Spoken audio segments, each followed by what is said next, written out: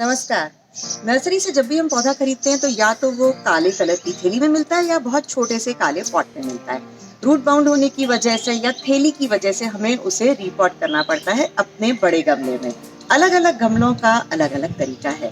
Plastic के गमले में कैसे उगाना है, आइए देखते हैं आज के वीडियो में। मैं हूँ अंजना, वेलकम टू अमलान बाग। अगर हम अपने पौधे को किसी मिट्टी के गमले या टेराकोटा पॉट में उगा रहे हैं तो बिल्कुल दिक्कत नहीं है, क्योंकि वो बहुत ठंडा रहता है। सीमेंट के गमले में उगा रहे हैं तो क्योंकि सीमेंट की परत बहुत मोटी होती है, इसीलिए वो भी ठीक है। लेकिन प्रॉब्लम है अगर हम प्लास्टिक के गमले में अपने पौधे को उगा रहे हैं। प्लास्टिक के गमले की परत बहुत पतली होती है, गर्मी से वो बहुत जल्दी गर्म होता है और हमारे पौधे की रूट्स को डैमेज करती है वो गर्मी से बचाने के लिए प्लास्टिक के गमले में पौधे को उगाने का तरीका थोड़ा सा डिफरेंट है। जब भी आप कोई ऐसा प्लास्टिक का गमला लेते हैं, सबसे पहले उसके ड्रेनेज होल चेक कीजिए।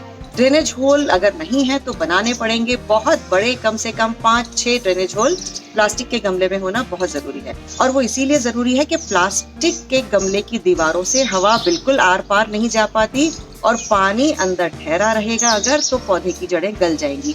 इसीलिए बड़े बड़े ड्रेनेज होल प्लास्टिक के गमले की पहली जरूरत है। दूसरी जरूरत है प्लास्टिक के गमले के अंदर एक कपड़े का कवर देना।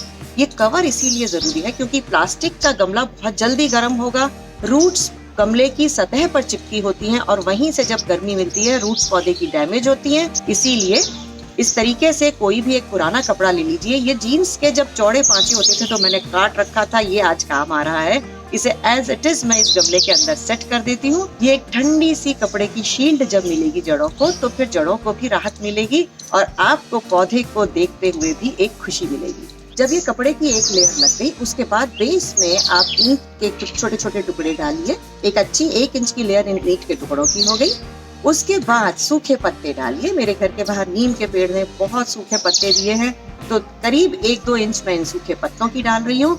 इसके बाद जो मिक्सचर डालना है वो आपके पौधे पर डिपेंड करेगा। आपका पौधा इंडोर रहने वाला है, सक्लेंट है, किस किस्म का पौधा है, आप उसका सॉइल मिक्सचर ऐसे बनाएंगे। मैं बोगनविला का पौधा इसमें लगाने जा रही हूँ, इसलिए जो मैंने मिट्टी का मिक्सचर बनाया है उसमें मैंने 30% बजरी भी यूज की है।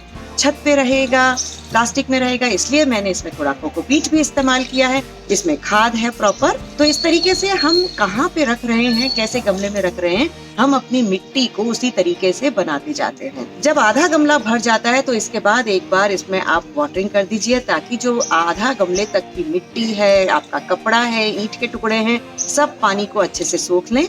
इसके बाद आप इसमें अपना पौधा उगाइए, मिट्टी से भरिए। रिपॉट करते वक्त हमेशा देखिए अंदर कोई एडिशनल प्लास्टिक की थैली जैसे ये है, कई दफा एक प्लास्टिक की टोकरी होती है, उसे इसी वक्त काट के निकाल दीजिए, अदरवाइज बाद में ये प्रॉब्लम करते हैं। और एक बार लास्ट में फिर वाटरिंग कर दीजिए और इस तरीके से एक खूबसूरत गमला आपका तैयार हो गया। आइए अब इसको सही जगह पहुंचाते हैं। रीपॉटिंग के बाद हमेशा कुछ दिन तक पौधा डल रहता है, उससे कभी घबराने की जरूरत नहीं है। इस गमले को 6-7 दिन मैंने छाया में रखा था और आज अब इसे स्टैंड पे रखा है। यहाँ पर वेस्ट की धूप आती है, इसीलिए डायरेक्ट किसी भी रीपॉटेड पौधे को धूप में मत रखिए। एक और क्यूरोसिटी जो आपके दिमाग में आ रही होगी कि मैंने प्लास्टिक का गमला क्यों यूज किया है।